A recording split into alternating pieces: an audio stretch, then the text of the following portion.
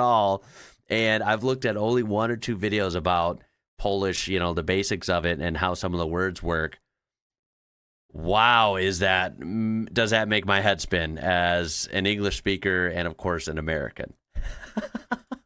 After more So than that is 30 pretty years ironic. of development and several books published, the first World Esperanto Conference was held in 1905. Since then, the movement of Esperantists has continued to grow, and today there are an estimated 63,000 to 2 million speakers so of it's real. Esperanto. Number I've never 8, heard of it. The kerosene lamp. The story of the kerosene lamp can be traced back to the present-day Ukrainian city of Lviv, which used to be Lvov, Poland. Wow, It was here in okay. 1853 that 2 Polish chemists, Jan Zek and Ignacy Łukasiewicz, attempted to distill alcohol from oil, which at the time was an incredibly cheap resource being extracted in the region. Though they failed to make anything potable, at least not to any self-respecting spirit connoisseur, what they did discover was a clear flammable liquid that burned long and bright, and more importantly, it didn't stink like oil. Putting the liquid called kerosene to work, Okay. they asked a local tinsmith to make a lamp with a small tank at the bottom. Thus, the classic shape of the kerosene lamp had been born. Number Very 7. cool. The Okay. railway signal device. Jan Józef Baranovsky deserves the award for the most proactive employee of all time when it comes. So far, as you kind of would expect, but it's still fascinating. These are all very world-changing, very important inventions, with the exception of that language. Now, that language might not have caught on how they might have, or that guy might have originally hoped. But it's something I will look into another time. That actually sounds pretty interesting. But these inventions are big deals. These are a big deal for sure. To his work Very for the impressive. French railway. Fleeing Poland after the failed November uprising of 1830, Baranovsky first worked as a bank teller and cashier in France, before he landed a job as a bookkeeper for the National Rail Network. Baranovsky made several key inventions for the railway system, including the first ever ticket printing machine that could spit out 5,000 tickets an hour, and each with a unique serial number. But at a time when railroad accidents were becoming more and more frequent, it was Baranovsky's automated railway signalling device, invented in 1857, that made the biggest impact on the industry. Prior to this, signalling depended on employees waving flags at various points along the track. Oh, I did not know that. As well as their knowledge That sounds like a mess. of when and where the trains were coming from. In an age of increasingly busy railway lines, the Baranovsky signal, as it became known, avoided countless accidents and undoubtedly saved a lot of lives. Number 6. That one was very important. Telektroscope. Jan Szczepanik, often referred to as the Polish Edison, made several contributions to technology throughout his lifetime. However, it's his version of the telectroscope, produced in 1898, that is considered to be a landmark in the development of telecommunication. A telectroscope is a scope and lens, amplified with electricity, that can reproduce images from a distance. Sound familiar? You may not be surprised to know that the term telectroscope was replaced around the turn of the century with the word television. Though he was certainly not the first, Szczepanik's weird machine, as it was called, is alleged to have been able to recreate colour, which would make Szczepanik the forefather of colour television. Number 5. Okay, that is fascinating.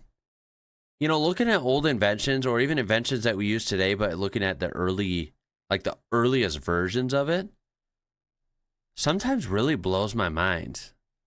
Like, how did he do this?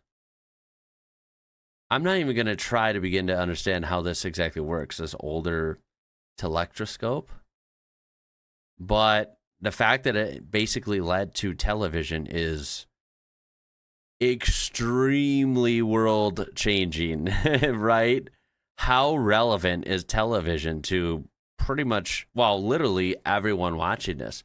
You might not be watching this video right now on TV, although, according to YouTube, I do get analytics that show that about half of my viewers every month do watch on TV.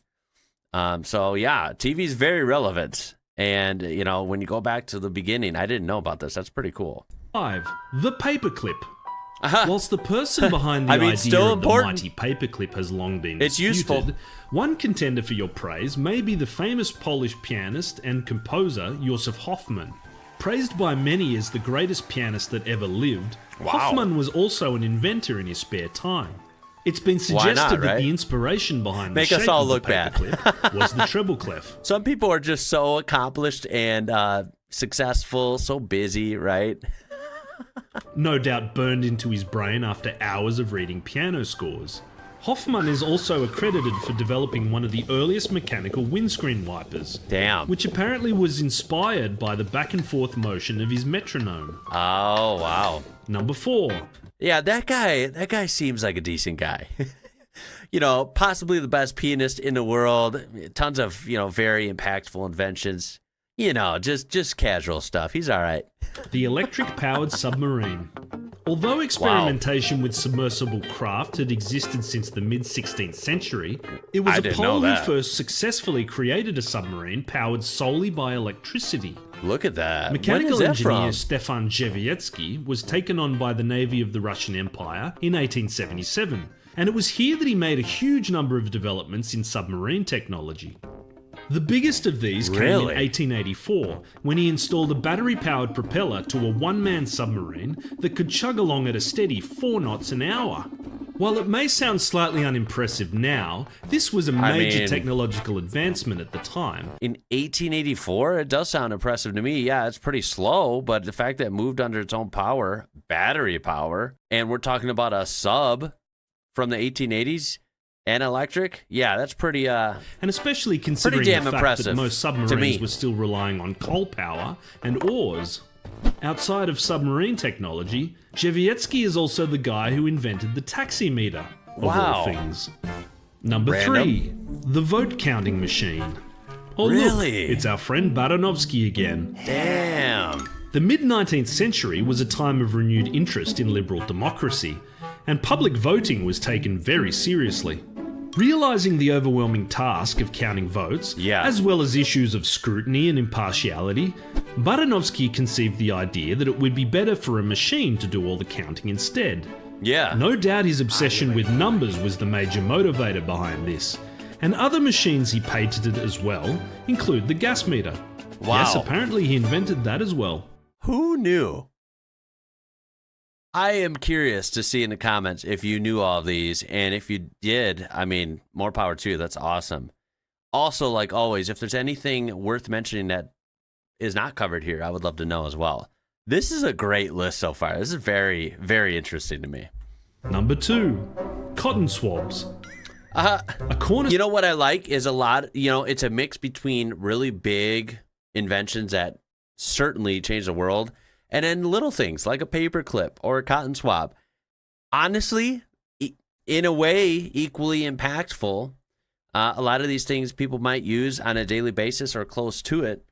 But of course, a cotton swab and a big machine are two different things. But it's fun. Like, they're equally important in the grand scheme of things. And I think that's fun Cornerstone that of those are modern both covered hygiene, here. the cotton swab was developed by Leo Gastanzang, a Pole from Warsaw who made the Chicago move in 1912. Nice. The story goes that in 1923, Gastanzang found his wife, Jutta, applying cotton wads to toothpicks in an attempt to reach those hard-to-clean wow. places. This became Clever. the inspiration behind the Q-tip, Q standing for quality.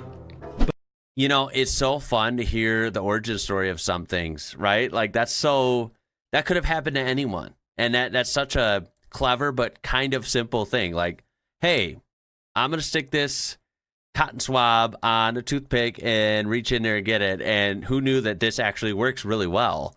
Of course, nowadays you just buy Q-tips, right? But I also never knew what that stood for, so that's kind of cool. But unlike his wife's toothpick, the Q-tip had 2 cotton tips Right. to allow for double takes. Before Very we reveal cool. our number 1 pole, you're either Superman or a pole. The first commercially produced bulletproof vest was made by a Polish priest named Kazimierz What? Zeglen, who travelled to the US in the 19th century. It was here that he came across the research of a George E. Goodfellow, a physician based out in the Wild West. It was Goodfellow that observed how gunshot victims who had silk fabric against their bodies often had reduced injuries when struck by a bullet. Isn't it just on brand that one of the U.S. kind of cameos in this video, an appearance of the U.S. is, of course,